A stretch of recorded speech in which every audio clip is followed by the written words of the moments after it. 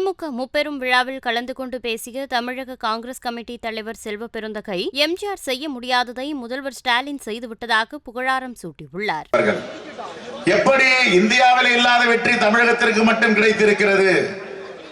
3 தினங்களுக்கு முன்பு காங்கிரஸ் கமிட்டியின் காரிய கமிட்டி நடந்தது. அங்கே தலைவர் ராகுல் காந்தி, தலைவர் மல்லிகார்ஜுன கார்கே, அன்னை சோனியா காந்தி அனைவரும் கலந்து கொண்டார்கள். இந்தியாவில் உள்ள அனைத்து மாநிலத்திலும் உள்ள தலைவர்கள் கலந்து கொண்டார்கள். தமிழகத்தின் சிறப்பை அவர்கள் பேசினார்கள்.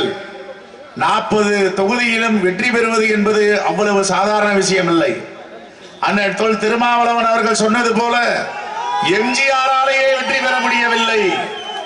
எம்ஜிஆர் தமிழ்நாட்டின் அதிமுகவின் அசைக்க முடியாத தலைவர் என்று சொன்னார்கள். அவரே 1980 தேர்தலில் வெற்றி வாய்ப்பை இழந்தவர். ஆனால் தொடர்ந்து தொடர் வெற்றியை திராவிட முன்னேற்ற கழகம் தலைமையில் இருக்கின்ற கூட்டணி பெறுகிறது என்றால் இந்த தேசத்தில தேவையான கூட்டணி நம்முடைய கூட்டணி என்பதை மக்கள் கருதுகிறார்கள். இந்த 40 தொகுதிகளும் தமிழ்நாட்டிற்கு உரியவை என்று சொன்னாலும் இந்தியாவிற்கு வழிகாட்டுகின்ற வெற்றியாக இந்த வெற்றி அமைந்திருக்கிறது. செய்திகளை உள்ளது உள்ளபடி தெரிந்து கொள்ள ரெஃப்ளெக்ட் நியூஸை சப்ஸ்கிரைப் பண்ணுங்க.